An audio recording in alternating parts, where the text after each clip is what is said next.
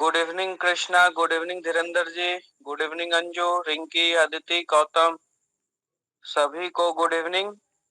शुरू करते हैं इकोनॉमिक्स सेक्शनल टेस्ट सेकंड का डिस्कशन। और पहला क्वेश्चन है write an essay on budget, और चॉइस था इसमें write an essay on public finance. तो इसमें के बाद कंटेम्पररी से इसको कंक्लूड कर सकते हैं, या जो रिसेंट में फिस्कल पॉलिसी में एफआरबीएम वगैरह है वो सब भी इसमें दे सकते हैं। Fiscal responsibility and budget management ये सब भी देना चाहिए था, एनके सिंह का जो कमेटी बना वगैरह ये सब भी देना चाहिए था, तब जाके पूरा बजट का आपका ये पूरा हो पाता। अब ये क्वेश्चन में चॉइस में दे दिया था कि ऐसे ऑन पब्लिक फाइनेंस, तो पब्लिक फाइनेंस ब्रॉडर टर्म है या बजट ब्रॉडर टर्म? तो पब्लिक फाइनेंस के अंदर में ही तो बजट है। इसका मतलब इस क्वेश्चन में मैं आप लोगों से यह उम्मीद कर रहा था कि आप लोग पब्लिक फाइनेंस पे लिखेंगे। बजट तो वैसे भी आ चुका था 7 to 10th जेपीएससी में, और पब्लिक फाइनेंस का स्कोप फिर बढ़ जाता। इसमें आप बहुत सारी चीजें इंक्लूड कर सकते थे,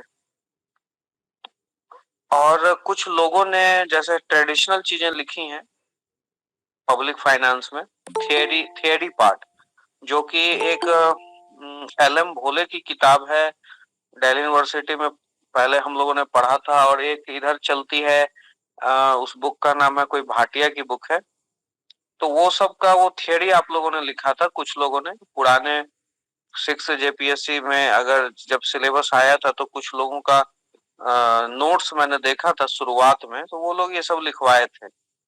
वो सब इसमें नहीं लिखना है। वो अगर आप सोच रहे हैं कि वो लिखेंगे और आपको नंबर मिलेगा, थियरी ये सब तो नहीं होता है, वो उससे नहीं मिलता है नंबर। पब्लिक फाइनेंस को समझाना था, रोल ऑफ पब्लिक फाइनेंस से आप शुरू कर सकते हैं। उसके बाद पब्लिक फाइनेंस है क्या भाई, रोल ऑफ पब्लिक फाइनेंस में कि गवर्नमेंट क्यों पब्लिक फाइनेंस करती है, तो उसको वहां से शुरुआत हो सकता है। उसके बाद रेवेन्यू, ये इनकम और एक्सपेंडिचर के सोर्सेस बतलाइए। उसके बाद फिर आप बजट बतलाइए। फिर आप बजट है तो बजट में घाटा होता है वो बतलाइए। घाटा हमारे लिए कब भारी पड़ा था वो बतलाइए।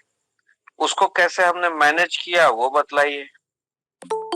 उसके बाद हाल में अब वो घाटा ना बढ़ जाए इसके लिए आप क्या कर रहे हैं। मैं फिस्कल डेफिसिट की बात कर रहा हूँ, राजकोषीय घाटा की बात। तो हाल में वो ना बढ़ जाए उसके लिए रिसेंट फिस्कल पॉलिसी एफआरबीएम वगैरह आया, फाइनेंस कमीशन ने कुछ कहा, इस तरह से जाकर आपको ये सारा चीज पब्लिक फाइनेंस में कंक्लूड करना था, तो अब जाके मजा आता। तो थियरी जो लिख देते हैं वो उसमें मजा नहीं है, और जो लोग पब्लिक फाइनेंस लिखे वो स्मार्ट लोग हैं, उनको नंबर ज्यादा मिलेगा। अगर इसमें चॉइस की बात हो कि बजट वाला लिखना है या पब्लिक फाइनेंस, क्योंकि बजट एक छोटा सा भाग हो जाता है पब्लिक फाइनेंस का। पब्लिक फाइनेंस का स्कोप बढ़ जाता है, आपको लिखने के लिए 40 मार्क्स में बहुत कुछ, इसमें सब कुछ आप लिख सकते थे A to Z। उसके बाद दूसरा क्वेश्चन है आपका, how inclusive growth is different from economic development. Hindi में समावेशी विकास आर्थिक विकास से कैसे अलग है, और what have been the component of inclusive growth in 11th and 12th plan. 11वीं और 12वीं योजना में समावेशी विकास के घटक क्या रहे हैं। तो क्वेश्चन दो भाग में है, इंक्लूसिव ग्रोथ कैसे अलग है इकोनॉमिक डेवलपमेंट से। तो क्लास में भी मैंने कहा कि इकोनॉमिक ग्रोथ के बाद इकोनॉमिक डेवलपमेंट के बाद एक नया term inclusive growth, inclusive growth के बाद एक नया term sustainable development, sustainable development के बाद एक और क्या चाहिए, सस्टेनेबल डेवलपमेंट भी अचीव हो गया तो क्या चाहिए, तो भाई हैप्पीनेस इंडेक्स, इसलिए ये सब बनाया जाता है। तो शुरुआत होती है इकोनॉमिक ग्रोथ से, नंबर से, और अगर वो अचीव नहीं हुआ तो कुछ डायरेक्ट स्पॉन्सर्ड स्कीम्स चलाए गए जिससे इकोनॉमिक डेवलपमेंट हो जाए। तो क्वांटिटेटिव से क्वालिटेटिव की तरफ बढ़ा गया, और इकोनॉमिक डेवलपमेंट को इंश्योर करने के लिए कुछ स्पॉन्सर्ड स्कीम्स भी चलाए गए जिससे कि लोगों को फायदा हो। मतलब जो ट्रिकल डाउन थियरी का फर्क नहीं पड़ा उसका फायदा पड़े, लोगों को पहुंचे, और उसको इकोनॉमिक डेवलपमेंट का नाम दिया गया। चीजें वही हैं, जो चीजें पर्कुलेट नहीं हो पाई उसको किसी तरह लोगों तक पहुंचाना था। अब इसमें भी यह देखा गया कि इसमें जो कतार में खड़ा हुआ उसको उसका फायदा मिला, जो कतार में नहीं खड़ा हुआ पीछे रह गया वो छूट गया। तो यह सामने में आया कि समावेशी विकास नहीं हो पाया। इसका मतलब सभी को इंक्लूड करना है। अब यह टर्म इंडिया में इंडिजिनस है, इंक्लूसिव ग्रोथ कहीं और का टर्म नहीं, यहाँ 11th प्लान में ही निकला। लोगों के कॉपियों में देखने में आया कि 11th प्लान में बहुत कम मटेरियल लिखा है और 12th प्लान में ज्यादा कुछ लिख दिया, इसको बैलेंस नहीं कर पाए। इसका दो एस्पेक्ट है, दोनों प्लान में अलग अलग है। आप देखेंगे कि 11th प्लान में इसकी बात की गई, लेकिन 12th प्लान में बहुत सारी योजनाएं इसके लिए चलाई गई। तो आप 12th प्लान में आप इसमें सारे स्कीम्स को बतलाइए और इंक्लूसिव ग्रोथ के विजन को 11th प्लान में क्लियर किया गया कि आखिर ये है क्या, कैसे संभव हो सकता है। जैसे रोड पोर्ट बना के या इंफ्रास्ट्रक्चर या सेविंग या एग्रीकल्चर या इंडस्ट्री, इन सभी चीजों को एक बैलेंस्ड वे में आगे बढ़ाकर इंक्लूसिव ग्रोथ संभव हो सकता है, इसकी बात की गई। और 12th प्लान में इसके लिए स्पॉन्सर्ड स्कीम चलाए गए। कुछ भी जो भी जैसे पोर्ट बनाना है, प्रधानमंत्री सड़क योजना में सड़कें बनानी है, वोकेशनल ट्रेनिंग देना है, लोगों के ह्यूमन कैपिटल को बढ़ाना है, ये सारे स्कीम्स 12th प्लान में बहुत ज्यादा एक्सटेंसिव रूप से काम किए गए। तो आप इसको बैलेंस कर सकते थे कि 12th प्लान में स्कीम दे दीजिए, 11th प्लान में उसके विजन को बतलाइए। और शुरुआत में आप डिफिनीशन, तो बहुत लोगों ने शुरुआत में इकोनॉमिक डेवलपमेंट और इंक्लूसिव ग्रोथ में जो अंतर बतलाया है वो थोड़ा सा बुकिश टाइप का है, उसको थोड़ा सा मैच्योरिटी लाना पड़ेगा। उसमें कुछ चीजें ऐसी इंक्लूड करनी चाहिए जो कि आपके अंडरस्टैंडिंग को दिखाए, ये नहीं कि ये क्वालिटेटिव टर्म है, इसमें ये इंक्लूड होता है, इसमें ये इंक्लूड नहीं होता है, इस तरह से थोड़ा सा बच्चा जैसा लगता है। उसके बाद इसी में एक चॉइस क्वेश्चन था कि डेवलपमेंट इश्यूज रिलेटेड टू एससीज एंड एसटीज, कि एससी और एसटी से संबंधित विकास के मुद्दे क्या हैं और what are the government initiatives for them, और उनके लिए सरकारी पहल क्या है। बेसिकली ये इकोनॉमिक्स का क्वेश्चन है नहीं, ये सोशल जस्टिस का क्वेश्चन है, सामाजिक न्याय का क्वेश्चन है। And without economy social justice possible भी नहीं है। शायद इसीलिए आपके जेपीएससी सिलेबस में ये सब चीज जोड़ा है, लेकिन इसमें दोनों को अप्रोच करना पड़ेगा, सोसाइटी को भी इकोनॉमिक्स को भी। सबसे पहले जब एससी एसटी का बैकग्राउंड आप लिखते हैं, इसमें कॉन्स्टिट्यूशनल प्रोविजंस बहुत लोगों ने नहीं डाला है, वो सब डालना होगा। शेड्यूल्ड कास्ट शेड्यूल्ड ट्राइब का स्टेटस बतलाना होगा, उसके लिए आपके पास डाटा होने चाहिए। स्टेटस का मतलब समझिए, स्टेटस का मतलब अभी इनकी स्थिति क्या है। तो इसके लिए जब तक डाटा आप नहीं देंगे, बैकग्राउंड आपका जो इंट्रोडक्शन होगा वो सही नहीं होगा। एससी एसटी की स्थिति के बारे में बताइए, स्टेटस के बारे में बताइए, इनसे जो संबंध ये। अब इसमें चूंकि ये इकोनॉमिक्स का क्वेश्चन है, तो अब इसमें बतलाइए कि इकोनॉमिकली डिप्राइव्ड पे ज्यादा फोकस कीजिए। बहुत लोग सोशली डिप्राइव्ड, उसको तो लिखना है बिल्कुल, क्योंकि मैंने पहले ही कहा कि सोशल जस्टिस का क्वेश्चन है, लेकिन without economy you can't achieve social justice. तो इसमें इकोनॉमी वाले पॉइंट को ज्यादा बढ़ा चढ़ा कर लिखना है, इकोनॉमिक डेप्रिवेशन की बात करनी है और उसी को जिम्मेदार ठहराना है सोशल डेप्रिवेशन का। आप ये देखें कि अगर कोई गरीब है तो गरीब ही रह जाता है, ऐसा ऑस्कार लुइस ने कहा है। अब एससी एसटी है, उसको कोई बेनिफिट डिनाई किया गया, तो वो डिनाई किया गया तो उसके बाल बच्चे को भी तो वो बेनिफिट डिनाई किया गया। और लोगों के लिए स्कीम, इन लोगों के लिए स्कीम्स बनाई जा रही है, तो जो इकोनॉमिकली एडवांस है वही इसका बेनिफिट ले जा रहा है। इसके लिए कोई प्रोविजंस नहीं है कि मान लीजिए कि एससी एसटी में कोई 3 जनरेशन अगर बेनिफिट ले लिया तो वो एक्सक्लूड हो जाए इस बेनिफिट से, और जो नए एससी एसटी है, मतलब कि जो अभी तक डिप्राइव्ड हैं, उनको इसका बेनिफिट दिया जाए। क्योंकि इसमें भी देखा गया कि इकोनॉमिकली जो एडवांस है वही बेनिफिट ले जा रहा है। इसका मतलब यहाँ इकोनॉमिक डेप्रिवेशन को पकड़ना था और उसको लेकर चलना था। तो ये सब सारी चीजें 1-1.5 पेज में, आप 1.25 पेज में एक्सप्लेन कर सकते थे कि इश्यूज क्या है। एससी एसटी के लिए ऐसा नहीं कि सरकार योजनाएं नहीं चला रही, लेकिन इसके बाद भी डेवलपमेंट क्यों नहीं हो पा रहा है, ये ज्यादा पते की बात है। यही आपको एक्सप्लेन करना था। इनके इकोनॉमिक डेप्रिवेशन का कारण बतलाना था कि क्या है इनका विकास, इनका क्यों नहीं हो पा रहा। उसके बाद गवर्नमेंट इनिशिएटिव, तो पहले चूंकि जब आपने कॉन्स्टिट्यूशनल प्रोविजंस वगैरह दिए हुए हैं, अब आपको गवर्नमेंट इनिशिएटिव को लेकर चलने में आसानी हो जाएगी, क्योंकि उन्हीं कॉन्स्टिट्यूशनल प्रोविजंस के लिए सरकार ये स्कीम्स लेके आ रही है। अगर इक्वल अपॉर्चुनिटी टू ऑल दे रही है, भाई सबसे पहले तो सरकार रिजर्वेशन कोई भी नहीं लिखा है, लिखना चाहिए था। शुरुआत ही यहाँ का रिजर्वेशन से हुआ। सबसे पहले सरकार ने इन लोगों के लिए आरक्षण दिया, उसके ऊपर बहुत लोग नहीं बात किए, उसको इंक्लूड करना चाहिए था। गवर्नमेंट इनिशिएटिव, फिर जो कॉन्स्टिट्यूशनल प्रोविजंस हैं उसको एस्टेब्लिश करने के लिए सरकार ने योजनाएं लाई। तो उन सबको आप कॉन्स्टिट्यूशनल प्रोविजन से अटैच करके अगर आप लिखेंगे तो ज्यादा बढ़िया रहेगा। एक इनसाइट आईएएस का बहुत अच्छा लिंक है, मैंने जो नोट्स बनाया है अपने बच्चों को देने के लिए वो भी वहां से बनाया है, आप लोग खोजिएगा आपको मिलेगा। Development issues related to SC ST minorities ऐसे करके एक लिंक है इनसाइट आईएएस का। वो बहुत पुराना लिंक है लेकिन मजेदार है, उसमें आपको ये सारी चीजें मिलेंगी, उसको पढ़िएगा। उस वहां से इस क्वेश्चन को आप बहुत अच्छे से लिख सकते हैं। उसके बाद है तीसरा, what are the issues of subsidies and public investment. अच्छा, अभी मैंने अब जैसे ये कहा कि इनसाइट आईएएस का लिंक है, तो इसका मतलब यह नहीं है कि आप सब चीज वहीं से देखना है। इंटरनेट पे कंटेंट बहुत ज्यादा है, उसमें थोड़ा सा सेलेक्टिव रहना है हमेशा। ये नहीं कि एक बार बोल दिए तो पता चला कि वहीं से सब कुछ पढ़ रहे हैं। जो कंटेंट बेस्ट होता है उसको चूज करने का अप्रोच रखना चाहिए। तीसरा क्वेश्चन है ग्रुप सी का, what are the issues of subsidies and public investment in agriculture. बहुत प्लेन क्वेश्चन जो कि सीधे आपके टॉपिक से सिलेबस से उठा कर दिया गया, लेकिन इसमें भी जस्टिस आप लोग नहीं कर पाए हैं।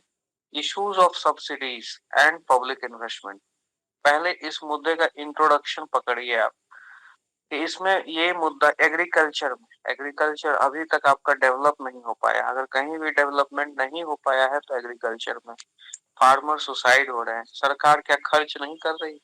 सरकार खर्च जब करने की बात आ रही है तो हम लोगों को एक ट्रेंड दिखाना होगा, यार सरकार तो सब्सिडीज में बहुत ज्यादा खर्च कर रही है और आपके पास उसका डाटा होना चाहिए। सरकार इन्वेस्टमेंट कहाँ नहीं कर रही है? तो इन्वेस्टमेंट आप देखेंगे कि लिबरलाइजेशन हुआ 1991, पहले प्लान में तो थोड़ा बहुत हमने एग्रीकल्चर पे ध्यान भी दिया, दूसरे प्लान से जब इंडस्ट्री शुरू हुई हमने एग्रीकल्चर पर बिल्कुल भी ध्यान नहीं दिया। कुछ परियोजनाएं इरिगेशन प्रोजेक्ट वगैरह हम लोगों का बढ़िया चला, उसके बाद तो एग्रीकल्चर के इन्वेस्टमेंट पे बिल्कुल भी ध्यान नहीं दिया गया। तो सरकार खर्च तो कर रही है, लेकिन सरकार खर्च कहाँ कर रही है? सब्सिडीज पे कर रही है, इन्वेस्टमेंट नहीं कर रही है। और 1991 के बाद तो खासकर इन्वेस्टमेंट नहीं हुआ। और एग्रीकल्चर में यह प्रॉब्लम है कि अभी तक एग्रीकल्चर का डेवलपमेंट नहीं हो पाया, ओवरबर्डन एग्रीकल्चर ऐसा, और डिस्गाइज अनएम्प्लॉयमेंट है, प्रचंड बेरोजगारी है। तो इंट्रोडक्शन में ये देना चाहिए था, देखिए कोई भी क्वेश्चन अगर होता है, अगर उस टॉपिक के इम्पोर्टेंस को आप समझे, उस टॉपिक के रोल को आप समझे, तो इंट्रोडक्शन देना बड़ा आसान हो जाता है। Issues of subsidies and public investment in agriculture, subsidy का मुद्दा और कृषि में निवेश का मुद्दा, इसके इम्पोर्टेंस को आप इंट्रोडक्शन में डालिए। क्यों इम्पोर्टेंट? बहुत आसान हो जाएगा भाई, एग्रीकल्चर का विकास नहीं हुआ, एग्रीकल्चर का डेवलपमेंट है, तो हमें सब्सिडीज और इन्वेस्टमेंट का जुडिशियल बैलेंस यूज करना होगा। और यहाँ पर क्या है कि सब्सिडी, और इसी चीज को आगे ले जाकर हम लोग कंक्लूड करें वे फॉरवर्ड में कि सब्सिडीज कम होनी चाहिए और इन्वेस्टमेंट बढ़ना चाहिए। तो क्वेश्चन आपको एकदम ऑटोमेटिकली फ्रेम हो जाएगा, आपके पास पॉइंट्स तो हैं ही कि सरकार सब्सिडी कहाँ दे रही है, सरकार इन्वेस्टमेंट कम कर रही है एग्रीकल्चर में। और ये एक्सपोर्ट इंपोर्ट वाला पॉइंट एक पकड़ सकते हैं कि अगर एक्सपोर्ट हम एग्रीकल्चर में प्रमोट करने लगे तो इससे एग्रीकल्चर में इनकम आएगा। और एग्रीकल्चर को अगर हम अट्रैक्टिव बनाते हैं वर्ल्ड सिनेरियो में, ये वाला पॉइंट बहुत लोगों ने नहीं लिखा है, अगर आप इसको अट्रैक्टिव बनाते हैं तो इसमें इन्वेस्टमेंट बाहर से भी आएंगे। तो इस तरह से एक बाहर का पॉइंट आपको लिख देना है, बाकी जो सरकार इन्वेस्टमेंट के लिए कर रही है वो तो लिखना ही था। ड्रिप इरिगेशन ये सब कुछ सब लोगों ने लिखा है। तो इसके इंट्रोडक्शन और कंक्लूजन में आप लोग देखिएगा, अपना कॉपी अब एक बार पढ़िएगा, वही कमी है, अदरवाइज आपने बढ़िया लिखा है। इसके इम्पोर्टेंस को समझना था कि सब्सिडीज और इन्वेस्टमेंट दोनों होना चाहिए, ऐसा नहीं है कि दोनों नहीं होना, सब्सिडीज नहीं होनी चाहिए, सब्सिडीज भी होनी चाहिए। बीइंग ए वेलफेयर गवर्नमेंट, आपको भारत सरकार को किसानों को सब्सिडीज देनी चाहिए। फार्म लोन वेव हो रहा है वो भी होना चाहिए, लेकिन उसको नियम नहीं बना लेना चाहिए। इसी सब का डाटा वाटा देते हुए, इन्वेस्टमेंट की बात करते हुए, लास्ट में कंक्लूड वे फॉरवर्ड में करना था कि जुडिशियली इसका बैलेंस होना बहुत जरूरी है, क्योंकि अभी हम लोग सब्सिडीज ज्यादा दे रहे हैं और इन्वेस्टमेंट कम कर रहे हैं। और इसमें एक लिबरलाइजेशन आफ्टर 1991 के ट्रेंड को जरूर बतलाना है, क्योंकि 1991 के बाद बहुत सारे ऐसे आर्टिकल्स लिखे गए, राकेश मोहन वगैरह के बहुत सारे ऐसे आर्टिकल हैं जिन्होंने इस चीज को इम्फेसाइज किया कि स्पेशली आफ्टर लिबरलाइजेशन एग्रीकल्चर में इन्वेस्टमेंट नहीं हुआ है। सरकार को बहुत वामपंथियों ने इसके ऊपर कटघरे में खड़ा किया कि आप एग्रीकल्चर पर ध्यान नहीं दे रहे हैं। खासकर 2012-13 के समय पी सईनाथ का बहुत सारा आपको आर्टिकल मिलेगा जब एग्रीकल्चर में इन्वेस्टमेंट कम होने की बात की गई। तो वहां तो इस चीज को समझना है कि ये क्वेश्चन क्यों है, ये मुद्दा है क्यों। चलिए, उसके बाद इस क्वेश्चन में एक ग्रुप सी में चॉइस है कि explain agriculture needs regular sorts of reform. इतना बढ़िया चैलेंजिंग क्वेश्चन था ये, बहुत कम लोगों ने इसको ट्राई किया है। और क्योंकि पहला इसके ऑप्शन में था कि सीधे सिलेबस से उठा कर दिया गया था, तो सारे लोगों ने सब्सिडीज एंड पब्लिक इन्वेस्टमेंट वाला क्वेश्चन लिखा। लेकिन देखिए क्वेश्चन कितना बढ़िया है, agriculture needs regular sorts of reform, explain this statement in the context of agrarian crisis. फिर क्वेश्चन को आधा पढ़े, अच्छा एग्रीकल्चर में सुधार चाहिए, रेगुलर सुधार चाहिए, शुरू हो गए अपना जो भी ट्रेडिशनल आप लोगों ने पढ़े थे, तकनीकी सुधार, फलाना सुधार, लैंड रिफॉर्म, सब चीज देने लगे आप लोग। भाई आप दीजिए, लेकिन कह रहे हैं क्या कि इसको इसका प्रेजेंटेशन तो होना चाहिए ना। ये क्वेश्चन क्यों पूछा गया, इस क्वेश्चन का अगला भाग में देखिए हिंट दिया जा रहा है कि explain this statement in the context of agrarian crisis. Agrarian crisis हुआ, अभी लोग सुसाइड कर रहे हैं, एग्रीकल्चर में अफरा तफरी मची हुई है, लोगों को कर्ज माफी की जा रही है, इंटरेस्ट सबवेंशन किया जा रहा है, एग्रीकल्चर में सब कुछ अच्छा नहीं हो रहा है। और एग्रेरियन क्राइसिस के बाद आपके लिए सुधार लेकर आती है सरकार। पहले एग्रीकल्चर को डिफरेंट डिफरेंट क्लाइमेटिक जोन में बांटा गया नीति आयोग के रिकमेंडेशन से। ये सब क्यों किया जा रहा था, कृषि में प्रोडक्टिविटी बढ़ाने। उसके बाद सरकार सुधार लेकर आती है, 3 सुधार लेकर आती है, और उसको आप लोगों ने लागू नहीं होने दिया। दिल्ली में आप लोग जंतर मंतर इधर उधर बैठ गए, ट्रैक्टर रैली ऑर्गेनाइज करने लगे और वो चीज आपने होने नहीं दी। तो ये जो क्राइसिस है, इसके पीछे आपसे पूछा गया है कि कृषि में सुधार होते रहने चाहिए, नित्य नए सुधार, agriculture needs regular source of reform. यही एग्रीकल्चर का सॉल्यूशन है। क्यों? क्योंकि दिन दुना पॉपुलेशन तो बढ़ते जा रहा है ज्योमेट्रिक वे में, और प्रोडक्टिविटी हमारी नहीं बढ़ रही। तो अगर इसी तरह से रहा तो हम लोग फूड इनसफिशिएंट इकोनॉमी हो जाएंगे, खाद्यान्न अपर्याप्तता हमने आ जाएगी। इसीलिए एग्रीकल्चर में नित नए सुधार, जो भी जरूरत पड़े सुधार कर दो। अगर नहीं करोगे तो प्रोडक्टिविटी हैम्पर होगा। तो अब इसमें 3 सुधार जो नहीं हुए उसको भी आपको आंसर में इनकॉर्पोरेट करना चाहिए था कि सरकार ने किया। हाँ, सरकार एक्सप्लेन नहीं कर पाई लोगों को, सरकार के साइड से यह कमी रह गई कि सरकार हड़बड़ी में लागू कर दी। सरकार ने तीनों रिफॉर्म को एक्सप्लेन नहीं किया। अगर एक्सप्लेन कर पाती, कंसेंसस बन पाता तो शायद लागू हो जाता, क्योंकि सरकार पहले भी पीछे में बैकग्राउंड में तो आप लोग 1966 से दीजिए, बहुत ज्यादा आजादी तक जाने की जरूरत नहीं। आप on the eve of independence agriculture की हालत क्या है वो बतला सकते हैं। उसके बाद 1966-67 से शुरू कर सकते हैं, वहां से लेकर आप जो दलवाई समिति की रिपोर्ट आई या नीति आयोग ने जो रिकमेंडेशन दिया या सरकार ने जो छोटे छोटे स्कीम्स लाए 2011 ऑनवर्ड्स, बहुत ज्यादा एग्रीकल्चर पे काम किया गया। जब फार्मर सुसाइड वगैरह हुए, पेड़ पे पेड़ योजना, नीम कोटेड यूरिया, ये सब जितने सारे स्कीम्स आए, ये सब का हिंट देना पड़ेगा कि सरकार ने ये सारे सुधार किए। और अभी हाल ही में सरकार ने बड़े 3 रिफॉर्म को लाने की कोशिश की, लेकिन वो पारित नहीं हो पाया। और उसको भी पारित होना चाहिए, क्योंकि प्रोडक्टिविटी चाहिए, हमें उत्पादकता चाहिए। और अगर उत्पादकता नहीं होगी तो हम फूड इनसफिशिएंट हो जाएंगे। इसलिए कृषि में इस तरह के नित नए सुधार होने की जरूरत है। पहले हम 1966-67 में ग्रीन रिवॉल्यूशन लाकर फूड सफिशिएंट बने। अब इस चीज को सस्टेन करने की जरूरत है। तो एग्रीकल्चर में अगर सस्टेनेबिलिटी लानी है तो आपको ऐसे सुधार करने होंगे। इस तरह का आप कंक्लूजन दीजिएगा। फिर आपका ग्रुप डी का क्वेश्चन है, इसको धीरेन्द्र जी ने बहुत अच्छे से लिखा था। What is the status of poverty, unemployment and food security in Jharkhand. और भी बहुत सारा इस चीज में है, इस टॉपिक में सिलेबस में। वहाँ माल न्यूट्रिशन वगैरह के बारे में भी पूछा गया है, सिलेबस में दिया गया है। मैंने 3 चीजों को दिया है इसमें, poverty, unemployment and food security. आपका कंसेप्ट का पहले टेस्ट लिया था, उसी में मैंने हिंट दे दिया था स्टेटस, क्योंकि मैंने पहले भी कॉपियां चेक की है, पहले भी दिल्ली यूनिवर्सिटी वगैरह में भी मैंने देखा है।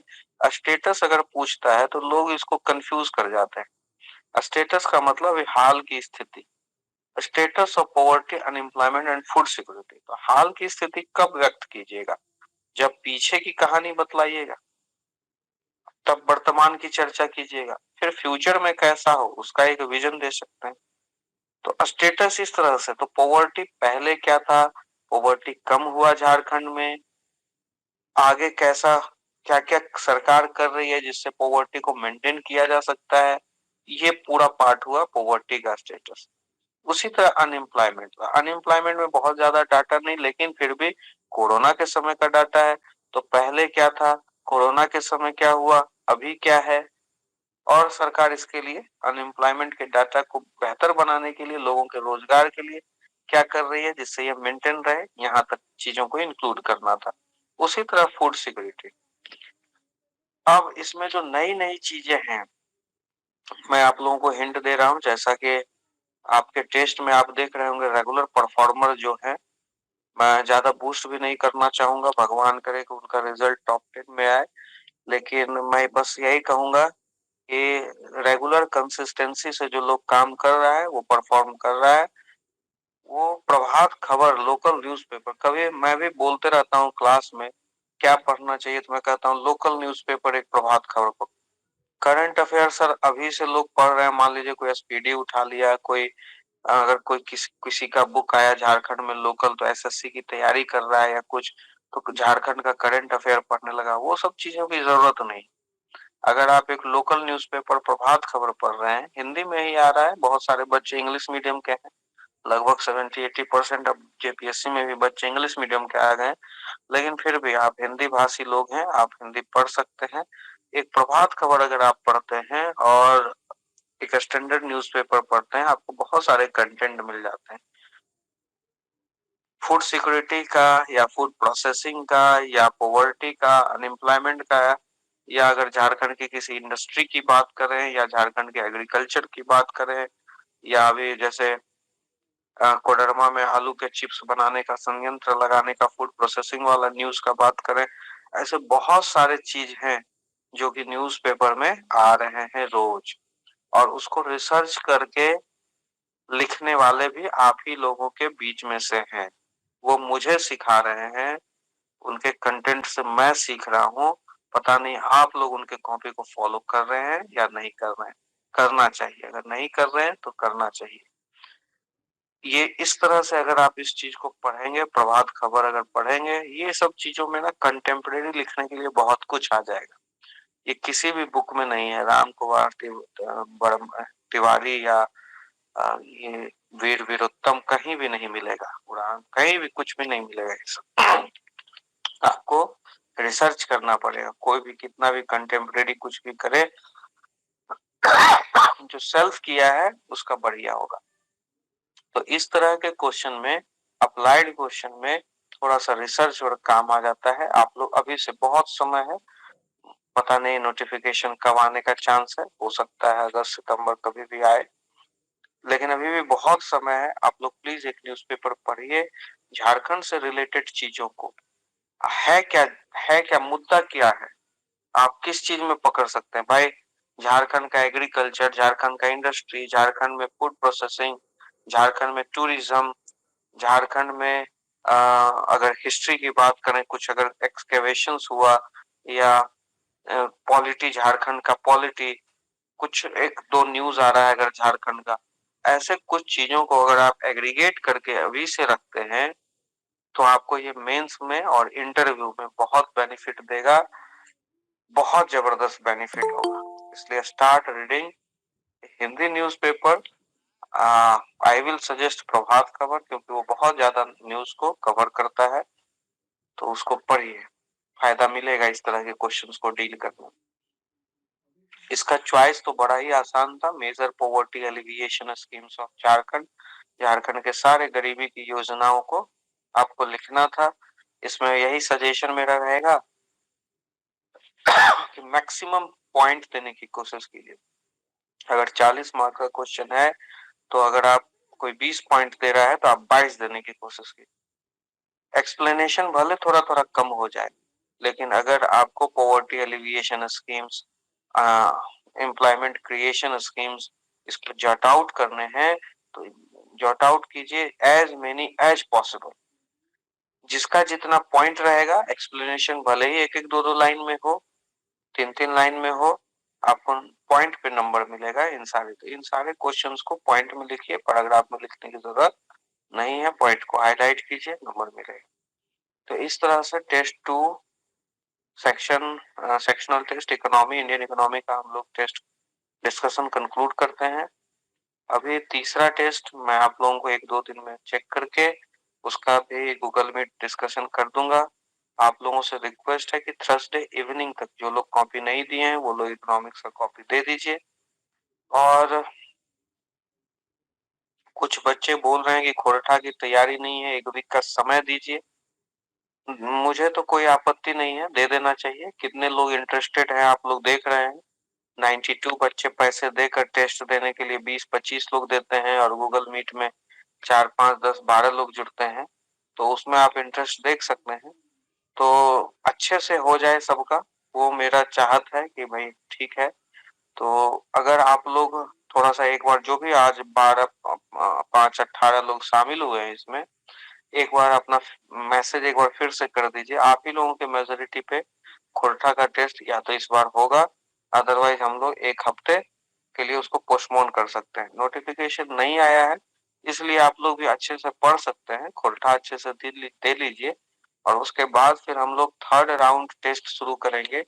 जो भी पुराने बच्चे हैं जो फर्स्ट या सेकेंड राउंड टेस्ट में शामिल हुए हैं, वो मात्र 500 रुपए में 18 टेस्ट इस बार दे पाएंगे थर्ड राउंड के टेस्ट में। मेरा टेस्ट लेने का पर्पस बस यही है कि आप लोग जुड़े रहें और यही 18 में से टॉप 10 में बच्चे आएंगे।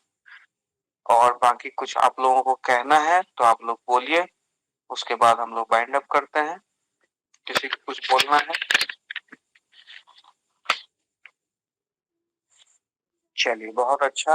अपना फीडबैक थोड़ा सा दे दीजिएगा टेस्ट ग्रुप में उल्टा को लेकर, फिर हम लोग मिलते हैं नेक्स्ट टेस्ट के डिस्कशन में। All the best.